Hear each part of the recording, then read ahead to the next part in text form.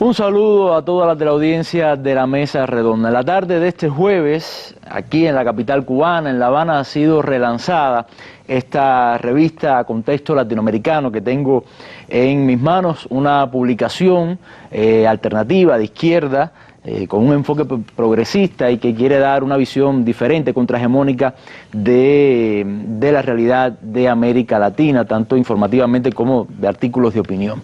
Hemos aprovechado esta actividad para invitar a nuestra mesa redonda a un grupo de académicos, intelectuales y periodistas que han participado en este relanzamiento y que forman parte también del staff de colaboradores de esta publicación. Aquí me acompaña Gilberto López Riva, antropólogo mexicano, y también Walter Raudales, periodista, académico y novelista salvadoreño.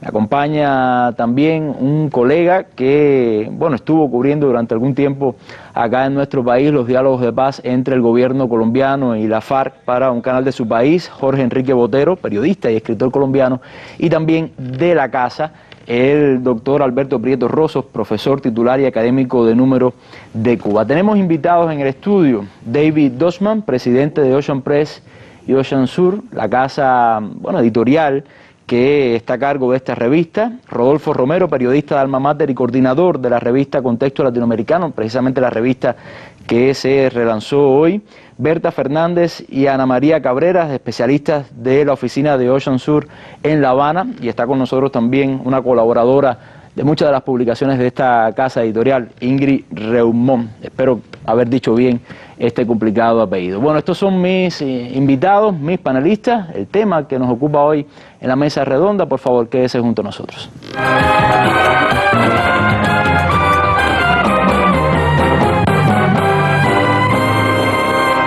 Pero vamos a comenzar con nuestra habitual noticia del día, una noticia que tiene mucho que ver con un tema que seguramente estaremos analizando y debatiendo en nuestra mesa redonda.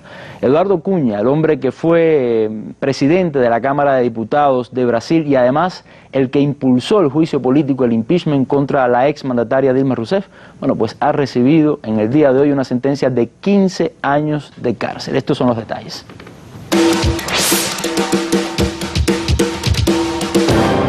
El juez Sergio Moro condena al expresidente de la Cámara de Diputados, Eduardo Cunha, a 15 años y 4 meses de prisión. Lo hace por los delitos de corrupción, lavado de dinero y evasión de impuestos. La decisión se puede apelar. Sin embargo, durante la revisión de este recurso, el impulsor del impeachment contra Dilma Rousseff tendrá que permanecer bajo arresto. Los delitos incluyen la aceptación de sobornos de más de $1 millón. Cunha, como recordarán, fue destituido de la presidencia de la Cámara el pasado septiembre y se encuentra en un centro penitenciario en Curitiba desde octubre. Bueno, esta ha sido nuestra noticia del día. Al parecer, los conspiradores del pasado gobierno del Partido de los Trabajadores comienzan a pagar sus deudas de alguna manera, aunque habrá que ver si realmente cumple estos 15 años de cárcel o se buscan alternativas, como muchas veces lo ha hecho los centros de poder para proteger a sus principales figuras. Bueno, vamos ya al tema que nos ocupa esta tarde en la mesa redonda.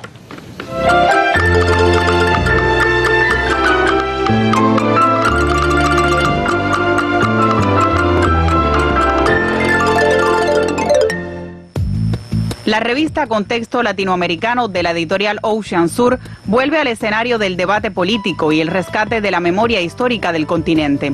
Editada por vez primera en 2006, Contexto llega en una nueva y decisiva etapa para los pueblos de América Latina y el Caribe, al decir de su director David Dosman. En la segunda etapa de Contexto estamos respondiendo a la nueva situación en el continente. Necesitamos, con revista, promover las ideas de la izquierda para América Latina y también promover la idea, el concepto de unidad para América Latina. La revista impresa se editará 2 veces al año y estará dividida en 5 secciones. Actualidad, contrapunteo, diálogos marxistas, para leer ahora y proposiciones. Bueno, en este primer número de la revista quizás nos centramos en hacer un análisis sobre América Latina, haciendo énfasis en el tema de la crisis económica y en el tema de la situación de los movimientos sociales. Específicamente nos acercamos al MST en Brasil. En la sección de contrapunteo, que es el espacio que tenemos destinado a la opinión, abordamos el tema del legado de Chávez en Venezuela, en la situación que vive Argentina con el retorno al neoliberalismo por el gobierno de Macri. Hablamos también e hicimos un análisis sobre qué pasa en Cuba hoy, el tema de la guerra cultural, la guerra de los símbolos.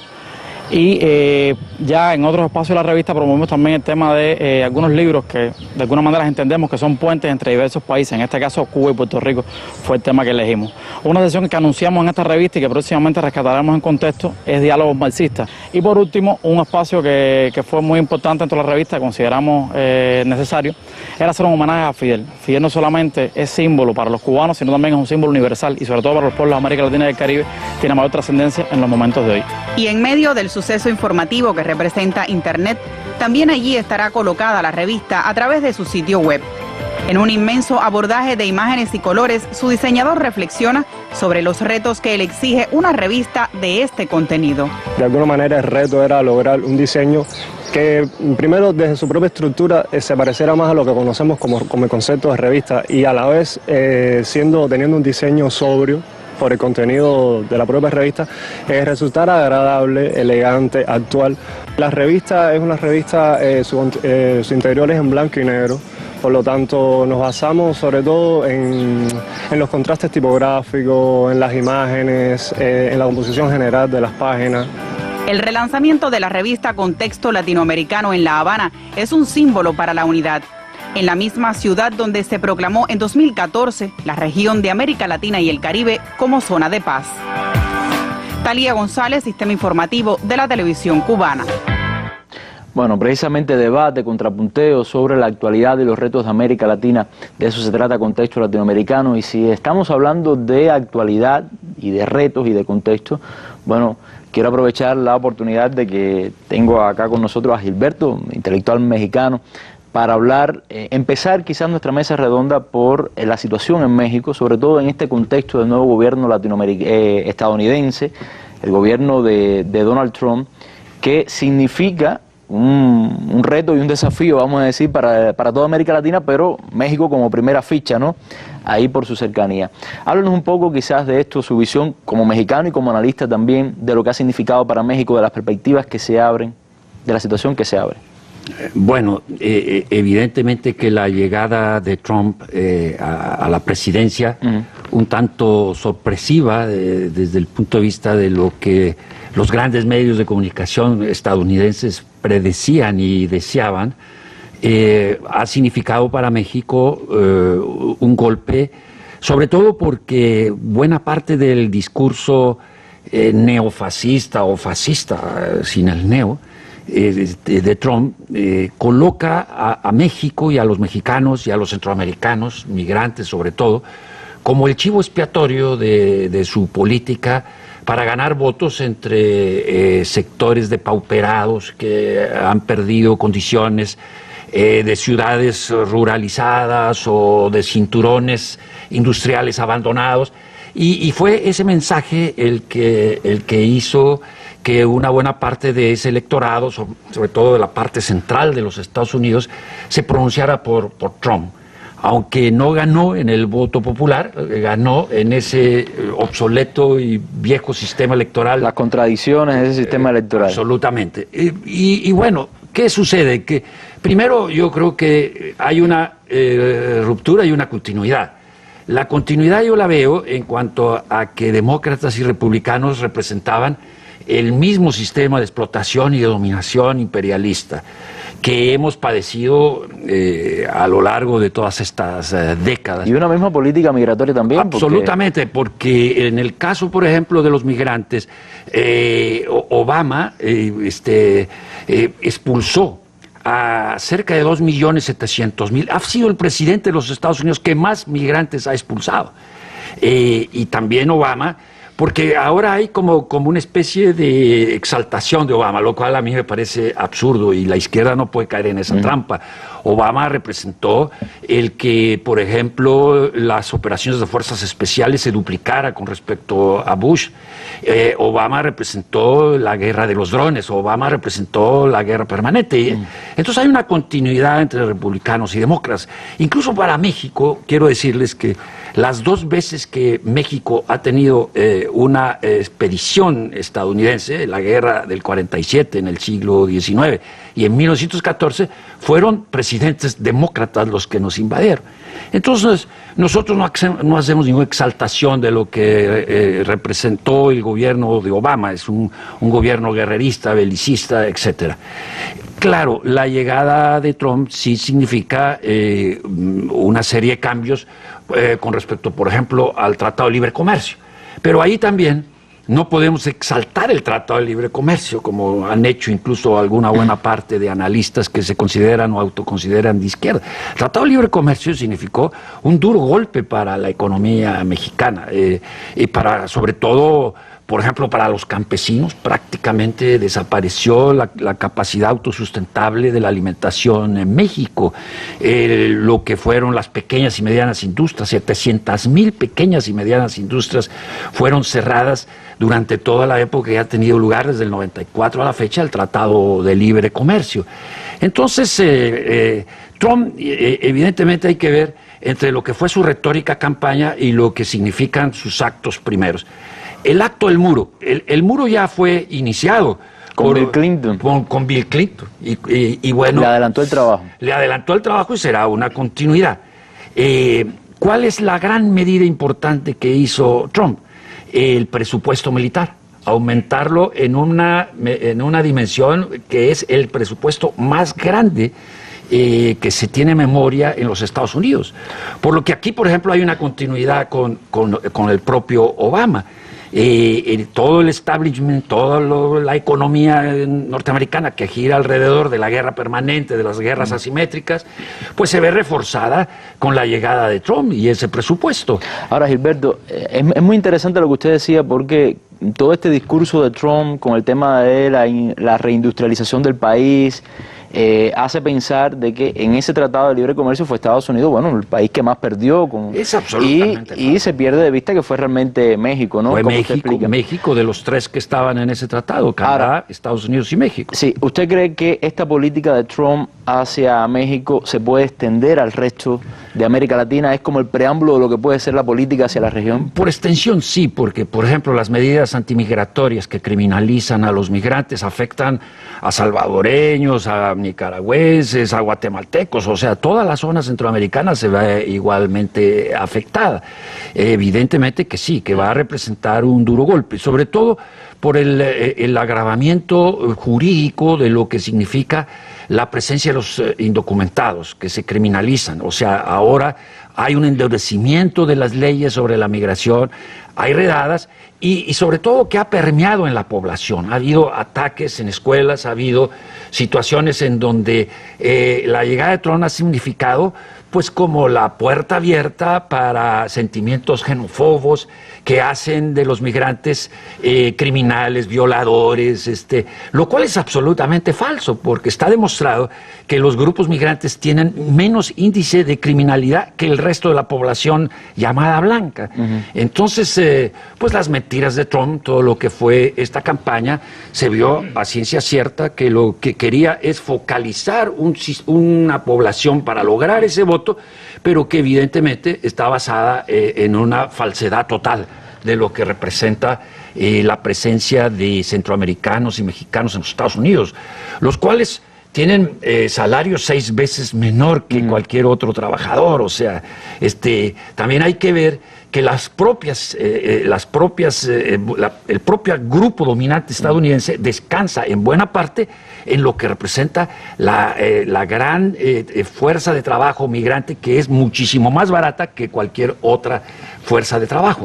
Ahora, Gilberto, quizás en un intento de buscarle una arista positiva a lo que parece ser un fenómeno muy negativo, algunos políticos en la región han dicho que Trump, con estas políticas, podría convertirse en un ente catalizador de la unidad latinoamericana, de que muchos países de la región que miran hacia Estados Unidos comiencen a ver un poco más hacia adentro.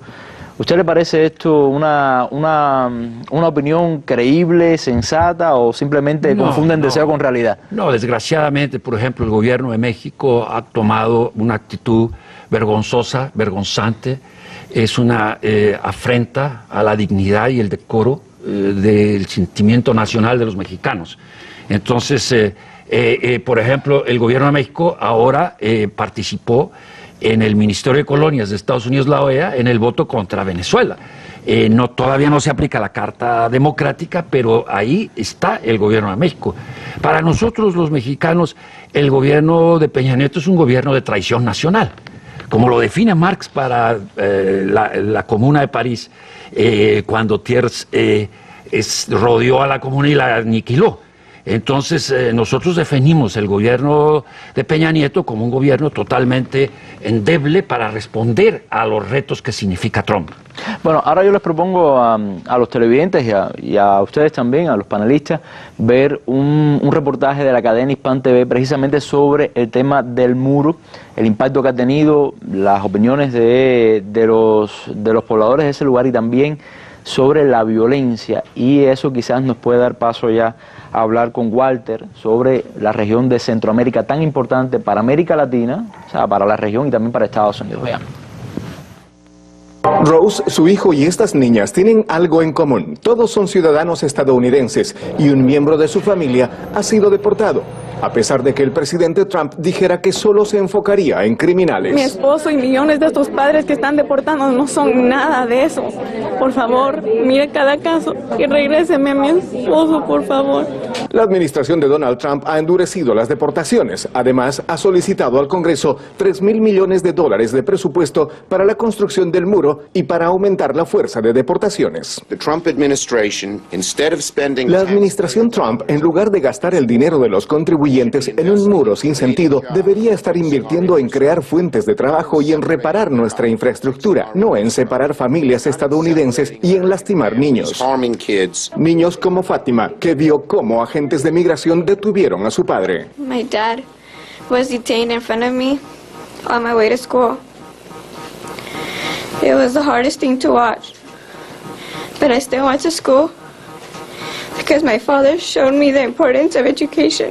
Para evitar abusos como estos, el senador Menéndez presentó un proyecto de ley que obligaría a las agencias del gobierno a respetar el debido proceso. Este proyecto también anula completamente las órdenes ejecutivas del presidente sobre el tema de inmigración y exige que los padres detenidos no sean llevados hasta que logran hacer los arreglos necesarios para cuidar a sus hijos. Desde la asunción de Donald Trump se ha incrementado el sentimiento antiinmigrante. Existe una razón para ello.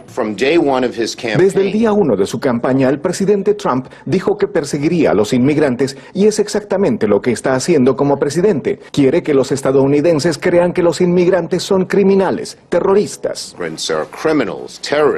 Activistas le dijeron al Congreso que pagarán las consecuencias si aprueban el presupuesto para el muro. Si quieren votar por este tipo de medidas, van a tener que ser dueños de sus consecuencias y de sus motivaciones. Esto quiere decir de tratar de sembrar miedo y caos, de separar comunidades norteamericanas de una a otra y de destruir familias inocentes. Según informes preliminares, Armando Arrieta Granados, quien se desempeñaba como jefe de redacción del diario La Opinión, permanece en estado de gravedad luego que fuera atacado por varios sujetos cuando ingresaba a su casa en Veracruz. El segundo ataque se daba en Baja California Sur contra el periodista Julio Omar Gómez, quien antes ya había sufrido 2 atentados, año 2014 y 2017, y estamos hablando de este México justamente, este México que también acapara la atención por sus datos. Porque registra durante el mes de marzo el asesinato de 3 periodistas en los estados de Veracruz, Guerrero y Chihuahua, una cruda realidad que no es ajena en los últimos años a este país. Precisamente uno de los casos más sonados fue el asesinato de una periodista del periódico La Jornada, colega acá de Gilberto, nos decía, pero vamos a darle una coherencia geográfica, Walter, a nuestro análisis, ¿no? Está México, está Centroamérica, de alguna manera, bueno, como decía Gilberto también, el tema de los emigrantes es un drama para Centroamérica, pero es una región que en los titulares solamente se habla de crimen, de asesinatos de periodistas, de violencia. ¿Cómo valoras esta situación y sobre todo las causas, ¿no? ¿A qué se deben estas causas? Bueno, Centroamérica padece dos grandes dramas desde mi punto de vista. El primer drama es la migración, que tiene como colateral el otro drama, que es la inseguridad. O sea, la inseguridad nos está desangrando desde hace muchos años y las causas son múltiples, o sea, es multicausal, no se puede encontrar, o sea, una sola, pero definitivamente son las estructuras injustas económicas que provocan pobreza y que obligan a sus ciudadanos a buscar mejores condiciones de vida. O sea, Centroamérica ha sido una región que tendemos que verla, por ejemplo, actualmente se habla del Triángulo Norte, que es Guatemala, Honduras y El Salvador, que de hecho tienen una relación y un pacto con Estados Unidos de ayuda económica a cambio de varios temas de relación. Entonces, los Estados Unidos ayuda con aporte económico y los países se comprometen a desarrollar campañas de no migración, de quedarse en el país, pero además hay otro tipo de presiones que lo estamos viendo ahora en esta vergonzosa situación que ha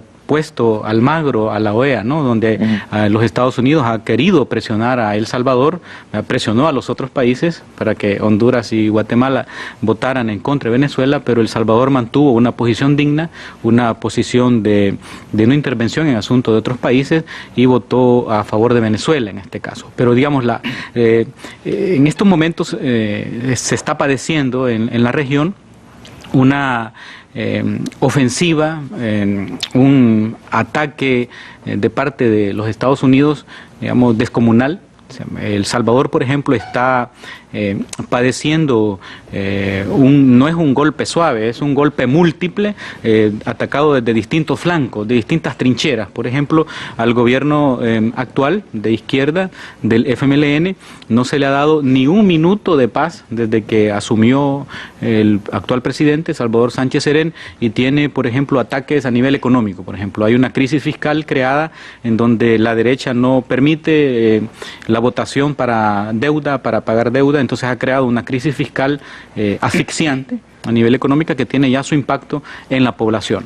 Está también una situación de golpe judicial muy similar a lo de Brasil y de otros países, donde a través del sistema judicial de la Sala de lo Constitucional de la Corte Suprema de Justicia y de la Fiscalía misma se crea toda una serie de investigaciones a personeros y personajes de izquierda, y que ha creado, digamos, hasta el momento una clara inclinación de inequidad en la investigación sobre temas de corrupción y sobre temas judiciales. Pero también, sumado a esto, está la participación ya, digamos, descarada de la actual embajadora de los Estados Unidos, donde tiene un papel, digamos, participativo en la política de El Salvador. Incluso el FMLN ha denunciado como una injerencia de parte de la embajadora. Entonces, hay una ofensiva, digamos, de los Estados Unidos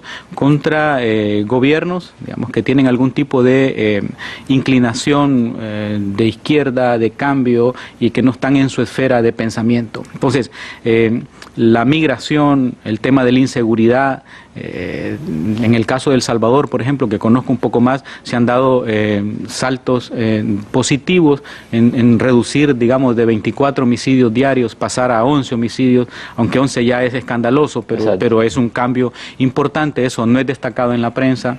Hay una también guerra mediática permanente, donde se le aplica la ley del hielo, por ejemplo, y se ocultan temas de noticias y de situaciones que son favorables para la población, de algún tipo de obras positivas del gobierno son anuladas, escondidas, en algunos casos tergiversadas, ¿no? Entonces, mi análisis actual es que hay una permanente presencia, digamos, para tratar de perturbar el avance, digamos, por lo menos de la inversión social en El Salvador, y en el lado, digamos, de Guatemala y en el lado de Honduras he estado leyendo recientemente de que hay una presión de los Estados Unidos por crear una famosa CICIES. CICIES es la Comisión Investigadora de Hechos de Corrupción que se creó en Guatemala, se creó también en Honduras, y hay una presión para crearla en El Salvador. Mi análisis es que estas CICIES son organismos supranacionales creados por los Estados Unidos para doblegar a gobiernos, doblegar a funcionarios. Es decir, por supuesto la corrupción hay que atacarla, venga de donde venga, y nadie va a apoyar ni a aplaudir la corrupción, pero que funcionen las instituciones de cada país. Pero mi pregunta es, ¿por qué los Estados Unidos insiste tanto en crear una CICIE o una comisión contra la corrupción en El Salvador, y por qué no insiste, por ejemplo, crear una CICIE en México, por ejemplo, que es a ojos vista la corrupción, o por qué no crear una CICIE en Perú, donde está clarísimo esta última que ha salido del expresidente Toledo, o en Colombia, por ejemplo. O en Brasil, donde entonces, casi el 60% de la Cámara de Diputados, según, se filtraron informaciones durante todo este proceso Acuña, está implicado en escándalos de corrupción, ¿no? Claro, entonces estos temas de corrupción es una bandera que ha sido un tema de la izquierda. Yo no entiendo por qué la izquierda se la ha dejado quitar en algunos países, y la derecha internacional, aglutinada y apoyada desde luego por los Estados Unidos, está tomando no solo este tipo de banderas, sino que también toma lenguaje, toma palabras.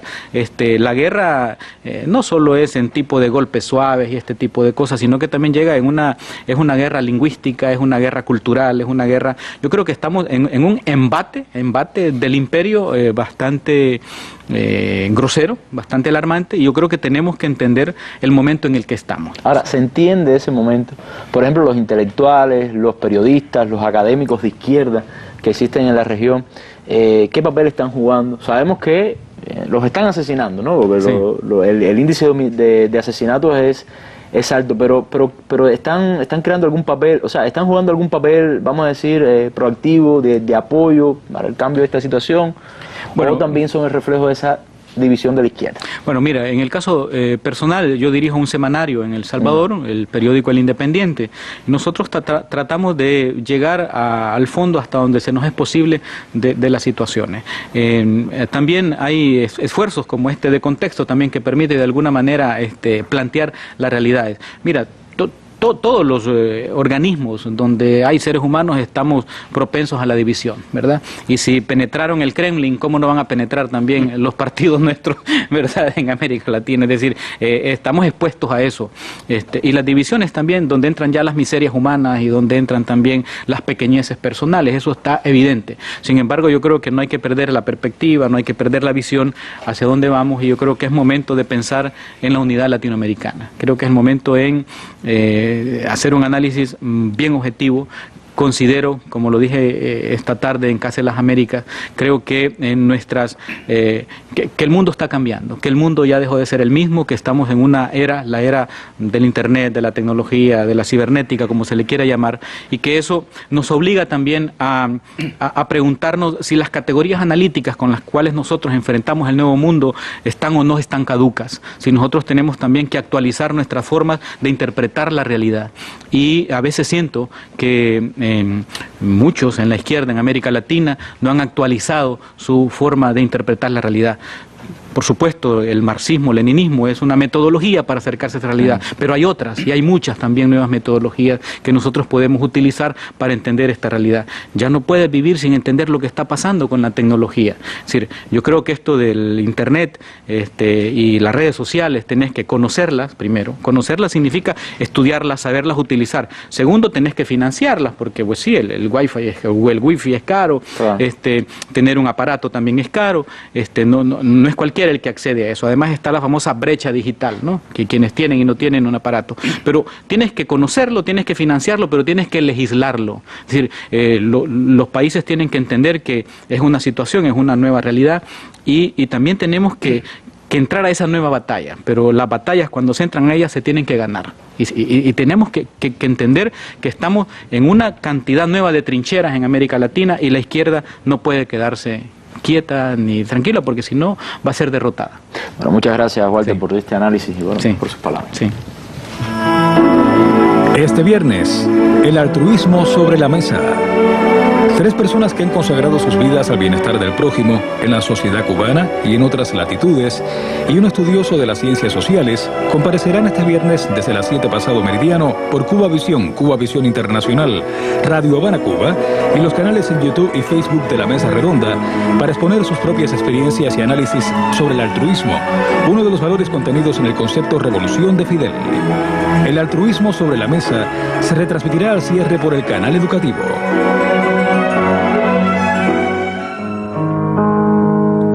Fidel, soldado de las ideas. El sitio web más completo sobre la vida, el pensamiento y la obra de Fidel Castro. Sus discursos, reflexiones y otros artículos. Una cronología de los más relevantes hechos de su historia revolucionaria. Un compendio de sus viajes por el mundo llevando la voz altiva de su pueblo. Una amplia recopilación de fotos y videos de importantes momentos de su vida. Libros, afiches, opiniones de personalidades de todo el mundo, todo ello en www.fidelcastro.cu.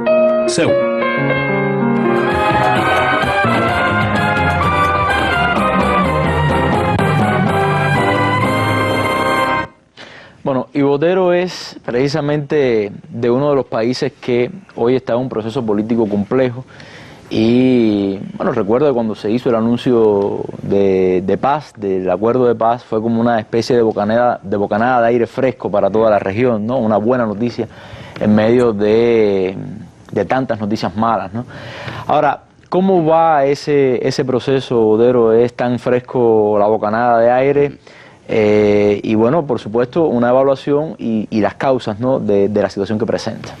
Bueno, Oliver, para los miles de cubanos que pudieron seguir el proceso de paz de Colombia, gracias a la excelente cobertura que hizo la televisión cubana de este proceso que se desarrolló, como todos nosotros sabemos, allí en el Palacio de las Convenciones de La Habana, y que duró 4 años que estuvo la televisión cubana cubriéndolo, y que hoy se preguntan lo que me está preguntando usted, ¿en qué va la cosa?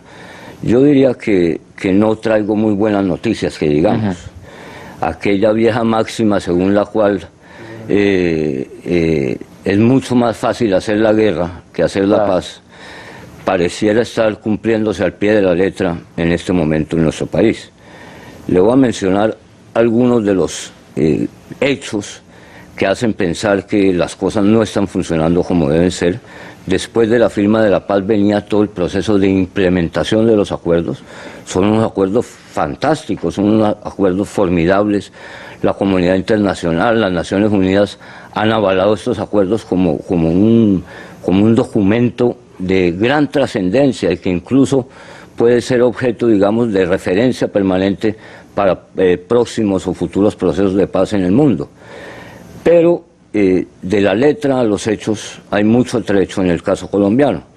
Le voy a mencionar, desde la firma del acuerdo, que además yo creo que se debió haber hecho aquí en La Habana, en un reconocimiento al papel que cumplió Cuba como país garante y como país anfitrión de estos acuerdos, a nuestros días han sido asesinados 70 líderes sociales y populares de nuestro país, especialmente en las zonas agrarias donde antiguamente operaban y tenían su área de influencia las FARC. Al asesinato sistemático, el gobierno no ha aceptado la sistematicidad de estos asesinatos. Ha calificado esto como hechos aislados o inconexos, pero cualquiera que tenga memoria en Colombia podrá remitirse irremediablemente al ver esta sucesión de crímenes a lo que aconteció en el proceso de paz de los años 80, que terminó con el exterminio de un partido político, la Unión Patriótica, luego de un sistemático trabajo de aniquilamiento de sus integrantes. Las áreas que ocupaban las FARC, históricamente, y de las cuales salieron para concentrarse en unos sitios donde van a hacer el proceso de reincorporación a la vida civil, han sido paulatinamente ocupadas esas áreas por grupos paramilitares de extrema derecha y bandas dedicadas al narcotráfico. La violencia persiste entonces. La violencia persiste en vastas zonas del territorio colombiano. Se aprobó una ley de amnistía en el Congreso de la República Y esa ley de amnistía se suponía que operaba inmediatamente, pues son contados con los dedos de la mano los presos de las FARC, los presos guerrilleros que han salido de las cárceles, más de 3.000 presos que están allí, así como ciudadanos colombianos acusados de haber apoyado a la FARC. Y un caso que a mi modo de ver, Oliver, es extremo, y es que las zonas a donde se desplazaron los guerrilleros para hacer su proceso de dejación de armas y de tránsito a la civilidad, el gobierno se había comprometido a adecuarlas de una manera suficiente, con aulas, con viviendas, con puestos de salud para los guerrilleros, etcétera, y eso no se ha cumplido ni siquiera en un 20 o 30%. De tal forma que la situación de los guerrilleros que están en proceso de tránsito hacia la vida civil es bastante precaria. Hay un refrán popular en Colombia, no sé si por acá por Cuba lo han oído ustedes, pero dice ese refrán que en el desayuno se sabe cómo viene el almuerzo. Es decir, si a usted lo invitan a una casa, es usted huésped en una casa, y por la mañana le sirven una tostadita y un buchito de café, ya usted se imagina cómo viene el almuerzo.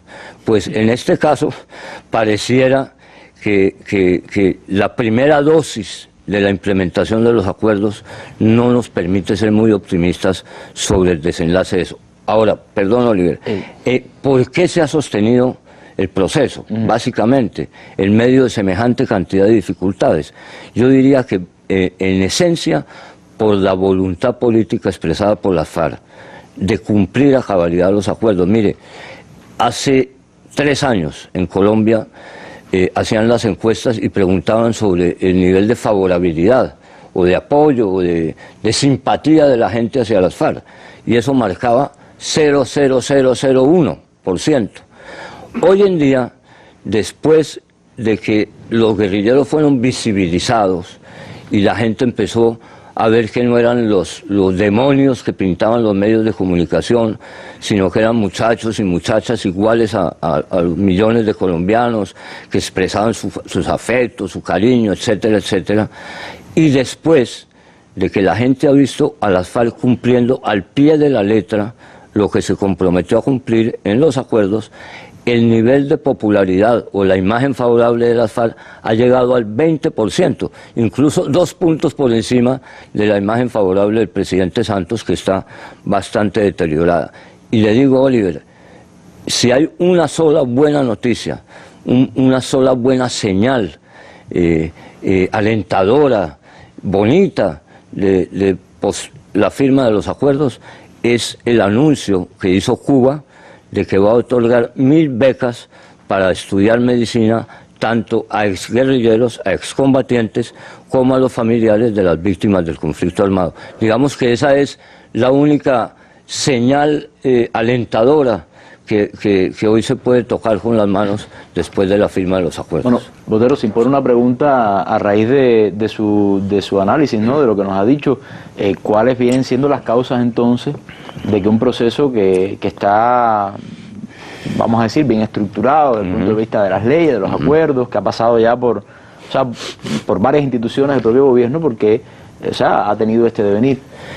Bueno, las causas, los culpables. Evidentemente hay digamos, un factor de improvisación en la implementación de los acuerdos. Recordemos que la última fase de las negociaciones ocurrió a una velocidad de vértigo. Usted las cubrió, me acuerdo perfectamente de habernos encontrado varias veces allá en el Palacio de las Convenciones en largas jornadas de reportería.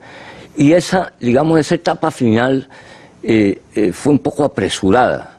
Y yo creo que ahí se adquirieron compromisos que eran, digamos, difíciles de cumplir desde el punto de vista logístico.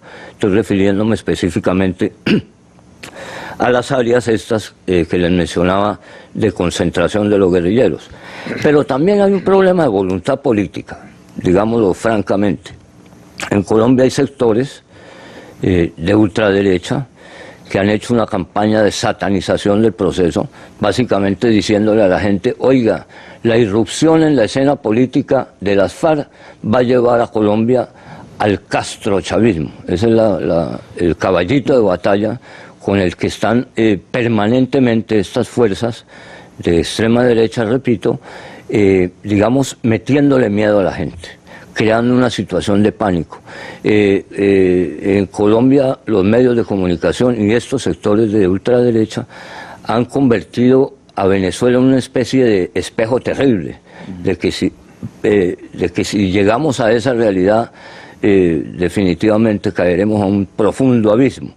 Entonces, esas fuerzas también están incidiendo de manera importante en el lento trámite de la implementación de los acuerdos.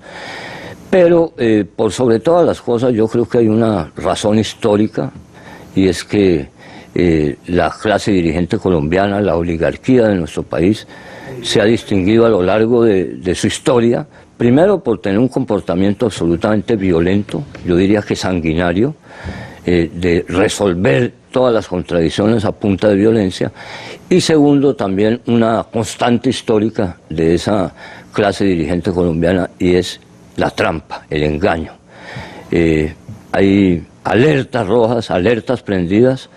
El movimiento social y popular de Colombia está encima de los acuerdos, vigilándolos, con lupa, haciendo todos los esfuerzos posibles para que estos se cumplan. Y también hay una buena participación de la comunidad internacional, especialmente de los países que fueron garantes para que estos acuerdos lleguen a final. Buen término.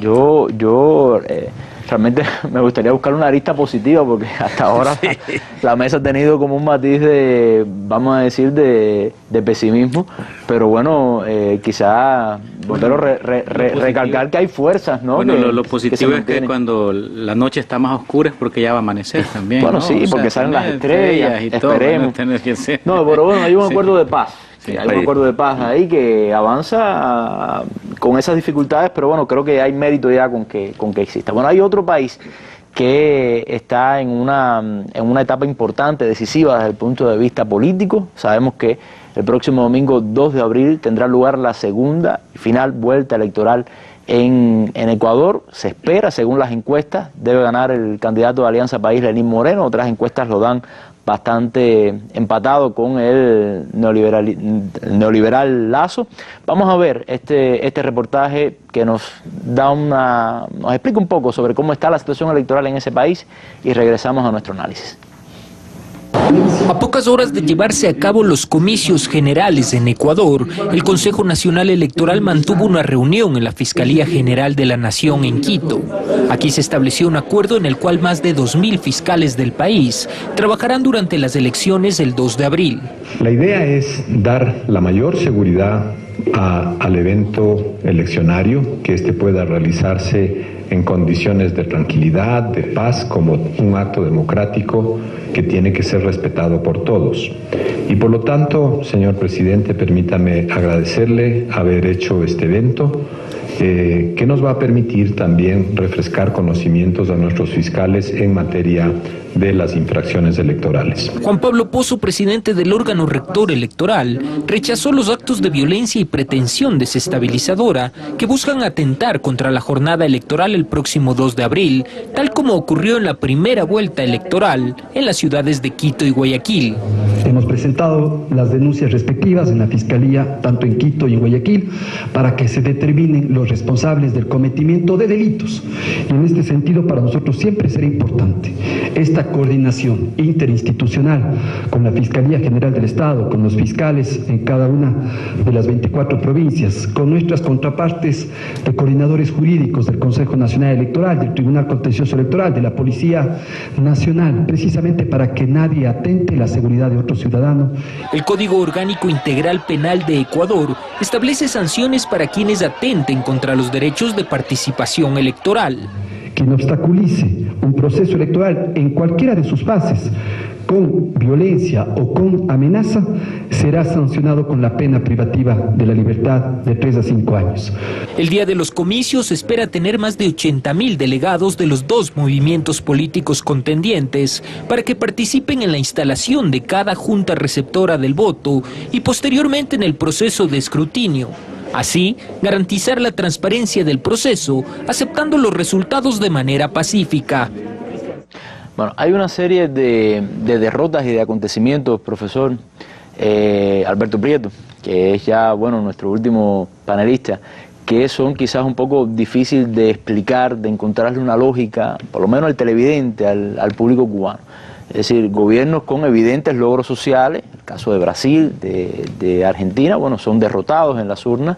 El caso de Ecuador, un país que también tiene logros sociales y económicos, está, bueno, la situación bastante apretada, una segunda vuelta, según algunas encuestas, bastante pareja los pronósticos. ¿Cuáles son, desde el punto de vista histórico, quizás un análisis histórico, ¿no?, esas contradicciones que explican estos fenómenos? Bueno, Oliver, ahorita hace unos segundos estábamos hablando de que si eran noticias positivas, negativas, que qué había. Yo te diría a ti que en el año 59 no había ningún país revolucionario en América Latina. En el 59 triunfó la Revolución Cubana con Fidel Castro, que inició el ciclo de tránsito al socialismo. Se desató una gigantesca lucha guerrillera en todas partes, que menos en Nicaragua fue derrotada en todas partes.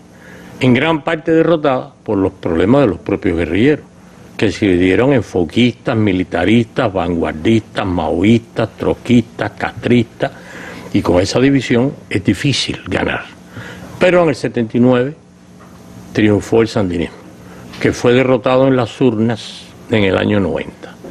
Y en el año 90 parecía, como decía Fukuyama, que el fin de la historia iba a llegar. Y en ese momento Fidel Castro llamó a Lula y lanzó el Foro de Sao Paulo. 9 años después, Chávez ganó en las elecciones y en un periodo de menos de una década hubo extraordinarios triunfos electorales en Venezuela, en Brasil, en Argentina, en Bolivia, en Ecuador, en Nicaragua. Los sandinistas llegaron al poder de nuevo. En El Salvador, luego de esa cruenta guerra civil y casi 20 años en la oposición, el FMLN llegó al gobierno. Y hoy en día existe, vamos a empezar, el ALBA. Eso hubiera sido inconcebible antes. Y el ALBA es una serie de países latinoamericanos que están desarrollando la integración revolucionaria paralelamente a la integración mayor que incumbe a toda América Latina, porque hay incluso conservadores en su interior que se expresa en la CELAC, y que es un hecho positivo porque solo por aislar o dificultar la intromisión imperialista en América Latina es un hecho positivo. Se dice la votación de la OEA contra Venezuela, pero no pudieron imponerla. Quiere decir que algo ha cambiado en América Latina, y aquí para mí viene lo determinante. Que un proceso revolucionario sea definitivo depende no solamente de los ataques del enemigo, porque yo creo que penetraron al Kremlin, pero no penetraron a la Revolución Cubana, que más cerca y más pequeña sigue aquí. Y tuvieron que venir y decir: nos equivocamos con ustedes y vamos a negociar. O sea que los ataques imperialistas son crueles, pero quien se sabe defender, se defiende. Eso es muy importante. Pero ¿a dónde voy yo? No son las armas solamente las que defienden un proceso revolucionario, es el cambio de conciencia. Y el principal mérito de la Revolución Cubana es el cambio de conciencia de la población cubana. La población cubana hoy en día no tiene la compostura moral del año 59 o 60. La forma de ver las cosas es otra, los valores éticos son otros. Y es porque la Revolución Cubana logró el milagro de mejorar a las capas más humildes, pero mediante una participación activa de las masas en ese proceso. Y cuando hay un proceso de beneficio para las masas, pero sin la participación de las masas, la moral no cambia, la conciencia sigue siendo la de antaño. Y hay que ver una cuestión muy importante que es determinante. Hablamos ahora de la ofensiva, de la derecha, de la oligarquía, del imperialismo, de todo lo que se le puede ocurrir a uno. Pero Chávez antes sacaba 70 y pico % de votos, y la oposición en las elecciones legislativas, que nadie ha acusado de fraudulentas, sacó el 56. Y en Colombia, el tratado de paz que fue a referéndum tuvo un 65% de abstención y un 38% en contra. Ganaron por 60.000. No, pero ganaron por 60.000 con un 65% de abstención. Y eso es un fenómeno político. Y eso tiene que alertar a las vanguardias que algo están haciendo mal. Porque las vanguardias avanzan, triunfan y se mantienen en el poder cuando saben interpretar la idiosincrasia, las tradiciones y los anhelos de la masa. El otro día yo veía en no sé qué programa de dónde, que había un programa político perfecto, en Francia creo que se referían, pero que no iba a ganar. Entonces, si no es perfecto. ¿Es perfecto en función de quién? ¿Del analista? No, el perfecto es el que moviliza a las masas. Y usted tiene que interpretar la idiosincrasia, las tradiciones, los anhelos de esas masas. O sea, que es la inmadurez ideológica. No es inmadurez ideológica, sino que no ha habido cambio en la conciencia. Y es que en determinados países de América Latina, los gobiernos progresistas, de izquierda, como se quiera, dieron beneficio a las masas, de una forma pasiva para las masas. Y lo que cambia la conciencia de las masas no es ser beneficiado, sino tener una participación de la cual uno se hace partícipe. Yo soy partícipe de esto. Y entonces que la persona adquiere otra conciencia y su moral analiza los fenómenos de otra manera. Porque si vamos a hablar de vicisitudes, yo creo que es muy difícil encontrar más vicisitudes que los que ha transcurrido el pueblo cubano en los años de periodo especial y todo eso. Y sin embargo, el pueblo cubano no se ha resquebrajado, no se ha cuarteado, porque la conciencia de la población cubana cambió. Y eso es un mérito de la revolución, un mérito de Fidel, es un mérito de Raúl, que la conciencia soporta todas las vicisitudes. Entonces no se puede analizar solamente, porque si fuera por la miseria, en la India hubiera habido muchas revoluciones desde antes. Entonces no es la miseria, es la conciencia. Y la conciencia se adquiere mediante una participación activa en el cambio de la realidad. Ahora, profesor, a la derecha, a esos grupos y partidos de derecha que han tomado el poder en algunos países como por ejemplo Argentina o en Brasil mismo, no les ha ido tan bien. Es decir, van sufriendo también retroceso. O sea, ¿tiene el camino tan expedito esa derecha? Me alegro que digas eso. Porque ¿o es el mismo fenómeno? Está relacionado. Porque uno puede decir, entonces fue negativo que le dieran ese beneficio a las masas que mantuvieron una actitud pasiva. No fue negativo. Porque es evidente que estos grupos de derecha retoman el poder para retirarle a las masas esos beneficios. Y entonces se producirá, si las vanguardias lo saben aprovechar, se producirá una reacción de las masas, porque le están quitando algo que ellos tenían. ¿Qué pensaron muchas masas beneficiadas? Bueno, ahora voté por este y después voto por el otro y a lo mejor me da igual. Pero cuando se den cuenta que la opción esta no es el rejuego político de antaño, sino una cosa muy seria, que es entre transformar la sociedad o mantenernos en el estatus anterior. Y ahora como se ve con Temer. Y con Macri. Y con Macri. Entonces, pero es que la gente entonces se tiene que lanzar para la calle. ¿Y esa vanguardia está concientizando? Ese es el problema tal vez más importante. Que la vanguardia, que debería ser unificada, está muy desunida. Y la vanguardia desunida, cada cual ala por su lado. Entonces la gente lucha en contra de Macri o en contra de Temer, pero no ven bien en qué perspectiva, a favor de qué luchar. Entonces, mientras las vanguardias no logren una unificación, es difícil lograr una victoria popular duradera. Sumándole a esto, profesor, las complejidades étnicas que tiene la región, ¿no? El propio Correa habló de la izquierda infantil. Dice, hay una izquierda infantil. En Ecuador hay 2 o 3 partidos comunistas, hay 2 o 3 partidos socialistas, hay 3 movimientos indígenas. Ya ahí eso muestra una desunión y una falta de perspectiva política común enorme. Pero entonces Correa se refería a la izquierda infantil. No, ¿es la revolución total o nada? Pues hermano, va a tener nada. Porque para llegar a una revolución como la revolución cubana hay que pasar por muchas etapas y por muchos esfuerzos.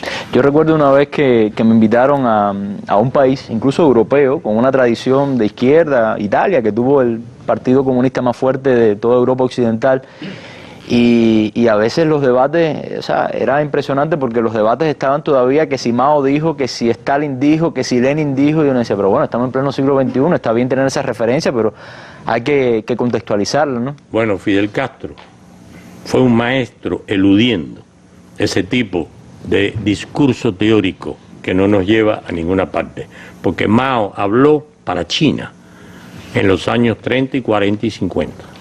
Exacto. Y así sucesivamente. Entonces yo me refiero, si quiero decir qué es lo importante en América Latina, me refiero a Fidel Castro, que empezó por transformar el concepto de revolución. Él no utilizó más el concepto de los teóricos europeos y dijo, revolución es el arte de aglutinar fuerzas para luchar contra el imperialismo y sus aliados internos. Bueno, muchas gracias a mis cuatro panelistas, especialmente usted, profesor, que ha cerrado la mesa redonda. Yo creo que precisamente esta es una de las utilidades de Contexto Latinoamericano, la revista que nos ha servido de pretexto para esta mesa y para este debate. Y bueno, todas las publicaciones de Ocean Sur y Ocean Press para crear esa conciencia. Antes de despedirme, ya me estaban preguntando qué significaba esto. Esto es una medalla por el 15º aniversario de la mesa redonda que le estamos regalando a nuestros panelistas. Esto ha sido en nombre de nuestro director general, Randy Alonso Falcón. Se la debíamos a usted, que es un panelista habitual aquí en la mesa redonda. Y bueno, muchas gracias por su asistencia. Y muchas gracias también por los colegas de Ocean Sur y Ocean Press que nos han acompañado en la tarde de hoy, especialmente a su director David Dosman. Bueno, nos vamos con nuestras imágenes del día, que también tiene que ver con América Latina. En el país natal de Walter, El Salvador, el presidente Sánchez Serén, ha otorgado una orden, una importante distinción a la prima bailarina absoluta Alicia Alonso, que también recibió en ese país su 6º título de doctor honoris causa. Estas son nuestras imágenes del día, con ellas nos despedimos, nos vemos en una próxima mesa redonda.